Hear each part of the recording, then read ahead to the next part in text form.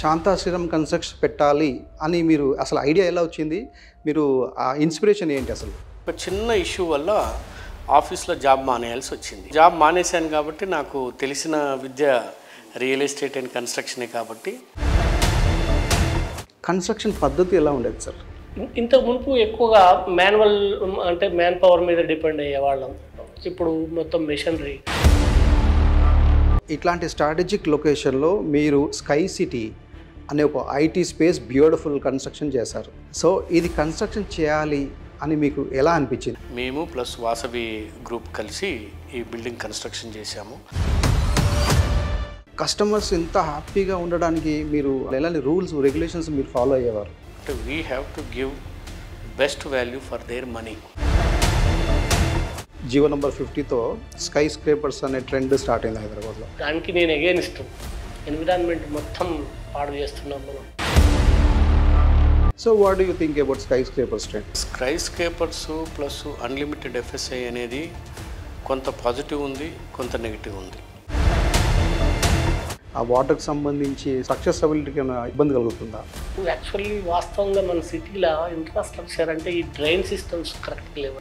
వర్షం వస్తే నీళ్ళు ఎడిపోవాలి. టీడీఆర్లో ఛాలెంజెస్ ఏమున్నాయి? ఎట్లాంటి చేంజెస్ తీసుకురావాలంటారు?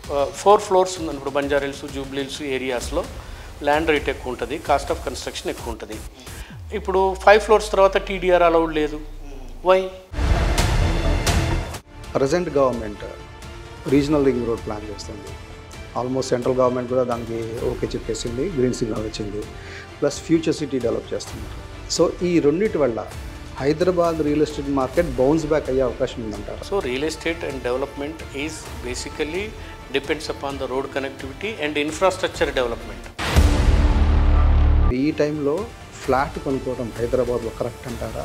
ఆల్ ఓవర్ ఇండియాలో Hyderabad real estate prices are the lowest. So ఇప్పుడు మీరు ప్రజెంట్ కన్స్ట్రక్ట్ చేసిన ప్రాజెక్ట్స్ ఏంటి సార్? బోధి వృక్ష అని చెప్పేసి పోలీస్ ట్రైనింగ్ ఇన్స్టిట్యూట్ బండ్లగూడ దగ్గర ఉంది.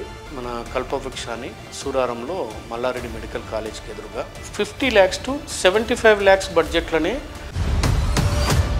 మీరు అసలు 800 ట్రీస్ అక్కడ నాటాలి, అసలు ఐడియా ఎలా వచ్చింది? ట్రీస్ ప్లస్ మన జనరల్ గ్రీనరీ అనేది బిల్డింగ్స్కి ఎన్హాన్స్ చేస్తుంది. ప్లస్ అందరూ ట్రీస్ కట్ చేసి కాంక్రీట్ జంగల్ చేస్తున్నారు కాబట్టి.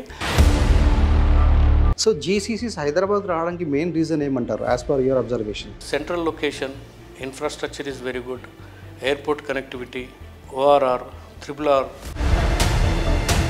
సో 86 జియో వచ్చిన తర్వాత మీరు చేపట్టిన మేజర్ ప్రాజెక్ట్స్ ఏంటి సార్?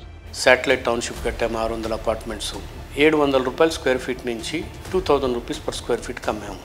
ఇప్పుడు 7 నుంచి 8000 రూపాయలు స్క్వేర్ ఫీట్ ఉంది. హైదరాబాద్ రియల్ ఎస్టేట్ మరియు కన్స్ట్రక్షన్ ఇండస్ట్రీలో 3 దశాబ్దాల ప్రస్థానాన్ని పూర్తి చేసుకున్న సందర్భంగా శాంతా శ్రీరామ్ కన్స్ట్రక్షన్స్ ఎండి శ్రీ నర్సయ్య, ఈడీ శ్రీ లింగయ్య గారి special interview. Real talks with king Johnson.